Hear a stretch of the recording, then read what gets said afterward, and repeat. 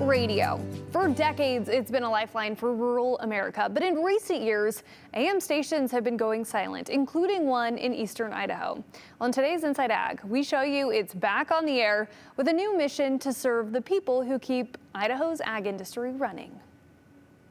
In the early 1900s, if you wanted to know what was going on, you kicked on the radio and switched to your AM channel. From cash to crops, it's KNBL, Idaho Falls, Farm Country 1260. It connected rural towns to the rest of the world with live news, sports, and music. But the rise of FM and streaming pushed many AM stations off the dial, including this one in Idaho Falls. When I started back in March, this station was actually what we call dark. It had been taken off the air by my predecessor, from what I understand, mainly for business reasons, but probably cost-cutting measures from what I can gather.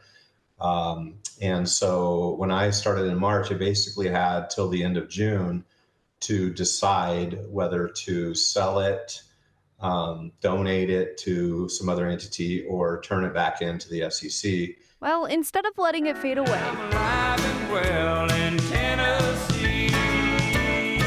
General Manager Kevin O'Rourke brought it back. Timeless country, timely ag. You're listening to the station that works as hard as you do. Farm Country 1260. This time focusing on agriculture and classic country. And just noticed that no one in the market was really doing anything to service the ag community, and especially in a smaller, more rural American market where ag is huge. It just works, it fits, and the station sounds incredible. We love what's happening so far.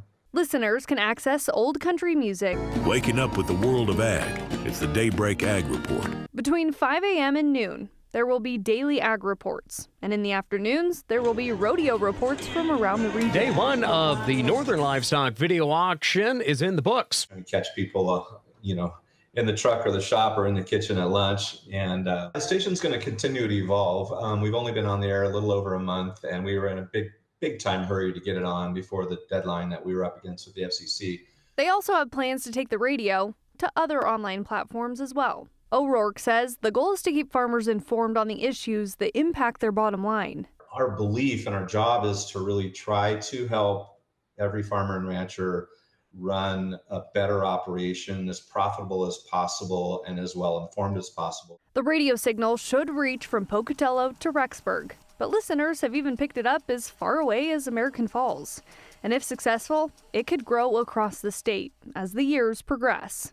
In an industry where family farms are shrinking, he's optimistic the signal can help keep the next generation connected to agriculture. My hope is that through working with some of the other organizations like 4-H and FFA, that we can find some of those young people and develop them into better leaders too, and continue to have people in our region kind of fight for private, family-owned and smaller operations and keep that element of ag thriving and growing instead of holding on for dear life, Farm Country 1260.